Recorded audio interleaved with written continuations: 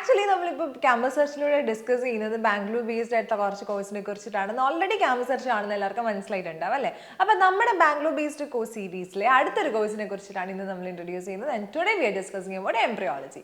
So this is campus search and welcome back to another episode. India എന്ന് പറയുന്നത് ഒരു mass populated കൺട്രിയാണ് അല്ലേ? ഈ മാസ് പോപ്പുലേറ്റഡ് കൺട്രി ഫേസ് ചെയ്യുന്ന one of the mass populated reason ആണ് ഇൻഫെർട്ടിലിറ്റി എന്ന് പറയുന്നത്. ഏകദേശം ഒരു 40-50% ഓഫ് പോപ്പുലേഷൻ ഫേസ് ചെയ്യുന്ന വളരെ ക്രിട്ടിക്കൽ ആയിട്ടുള്ള ഒരു പ്രോബ്ലമാണ് ഇൻഫെർട്ടിലിറ്റി. അതുകൊണ്ട് തന്നെ IVF പോലെയുള്ള ട്രീറ്റ്മെന്റ്സിന് ഒരുപാട് റെലവൻസ് ആണ്. ഈ എംബ്രിയോളജിസ്റ്റ് എന്ന പൊസിഷന് ഭയങ്കര റെലവൻസ് ആണ്.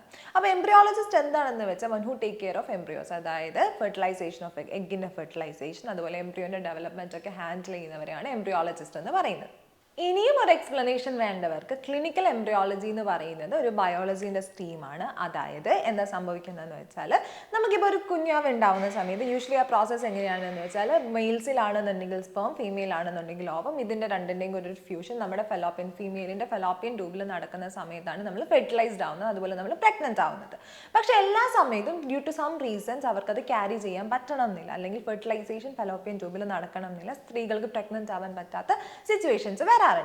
അപ്പോൾ ആ സമയത്ത് നമുക്ക് ഇതേ സെയിം ഫെർട്ടിലൈസേഷൻ നമുക്ക് സ്ത്രീകളുടെ വൂമിൻ്റെ പുറത്ത് നടത്താൻ പറ്റും. അതായത് ലബോറട്ടറി ടെക്നോളജീസ് ഒക്കെ യൂസ് ചെയ്തിട്ട് നമുക്ക് ആർട്ടിഫിഷ്യലി അത് ചെയ്യാൻ പറ്റും. ആ ഒരു പ്രോസസ്സിലാണ് എംബ്രിയോളജിസ്റ്റിന് റെലവൻസ് വരുന്നത്. അപ്പോൾ ആ ഫ്യൂസ് ചെയ്യുന്ന എഗ്ഗ് ഉണ്ടല്ലോ, അതായത് സ്പേമും ഓവും ഫ്യൂസ് ചെയ്യുന്ന ആ എഗ്ഗിനെയാണ് നമ്മൾ എംബ്രിയോ എന്ന് പറയുന്നത്. ആ എംബ്രിയോ ആണ് ഡെവലപ്പ് ചെയ്തിട്ട് ഒരു കുഞ്ഞാവേ ആവുന്നത്, അല്ലെങ്കിൽ ഫീറ്റസ് ആവുന്നത്. അപ്പോൾ ഈ ഒരു പ്രോസസ്സിൽ ഹാൻഡിൽ ചെയ്യുന്നവരെയാണ് നമ്മൾ എംബ്രിയോളജിസ്റ്റ് എന്ന് പറയുന്നത്.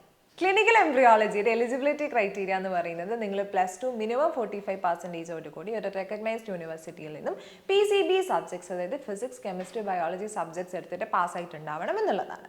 അത്യാവശ്യം റെലവൻറ്റ് ആയിട്ടുള്ള ഒരു കോഴ്സാണ് ക്ലിനിക്കൽ എംബ്രിയോളജി എന്ന് പറയുന്നത്. നിങ്ങൾക്ക് പ്രൈവറ്റ് സെക്ടറിലും ഗവൺമെൻറ് സെക്ടറിലും ഒക്കെ വർക്ക് ചെയ്യാൻ സാധിക്കും. പിന്നെ നിങ്ങളുടെ എക്സ്പീരിയൻസിനനുസരിച്ചിട്ടായിരിക്കും നിങ്ങൾക്ക് സാലറി കിട്ടുക. പക്ഷേ അധികം ആരും പോകാത്തൊരു ഫീൽഡായതുകൊണ്ട് തന്നെ ഓപ്പർച്യൂണിറ്റീസ് ഒരുപാട് അവൈലബിൾ ആയിട്ടുള്ള ഒരു കോഴ്സാണ് ക്ലിനിക്കൽ എംബ്രിയോളജി എന്ന് പറയുന്നത്. ഈവൻ ജോബ് റിലേറ്റഡ് ഓപ്പർച്യൂണിറ്റീസ് ആണെന്നുണ്ടെങ്കിലും ഒരുപാട് കൂടുതലാണ്. ഇനി നിങ്ങൾക്കൊരു കാര്യം ശ്രദ്ധിച്ചാൽ മനസ്സിലാവും, നിങ്ങൾ ഗൂഗിളിൽ പോയിട്ട് ക്ലിനിക്കൽ എംബ്രിയോളജി പഠിപ്പിക്കുന്ന കോഴ്സസ് അല്ലെങ്കിൽ ഇൻസ്റ്റിറ്റ്യൂട്ട്സ്, ബെസ്റ്റ് ഇൻസ്റ്റിറ്റ്യൂട്ട്സ് ഏതൊക്കെയാണെന്ന് നോക്കിയാൽ കൂടുതൽ വരുന്നത് കേരളത്തിന് പുറത്തായിരിക്കും. കാരണം ഇങ്ങനെയുള്ള ഇൻസ്റ്റിറ്റ്യൂട്ട്സ് കൂടുതലും പ്രൈവറ്റ് സെക്ടേഴ്സ് ഇൻസ്റ്റിറ്റ്യൂട്ട്സ് ഒക്കെ കൂടുതലുള്ളത് കേരളത്തിന് പുറത്തായിരിക്കും. അപ്പോൾ നിങ്ങൾ കേരളത്തിന് പുറത്ത് പോയിട്ടാണ് നിങ്ങൾ പഠിക്കുന്നതെന്നുണ്ടെങ്കിൽ നിങ്ങൾക്ക് പഠിക്കുന്ന സമയത്ത് കിട്ടുന്ന എക്സ്പോഷർ, ഈവൻ ജോലിയൊക്കെ തേടി പോകാനും നിങ്ങൾക്ക് ഒരുപാട് ഓപ്പർച്യൂണിറ്റീസ് അവൈലബിൾ ആയിരിക്കും. കേരളത്തിലെ സീറ്റ്സ് ഒക്കെ കമ്പാരിറ്റീവ്ലി കുറവാണ്. കേരളത്തിന് പുറത്ത് ഒരുപാട് ഓപ്പർച്യൂണിറ്റീസ് ഉള്ള ഒരു കോഴ്സാണ് BSc ക്ലിനിക്കൽ എംബ്രിയോളജി എന്ന് പറയുന്നത്.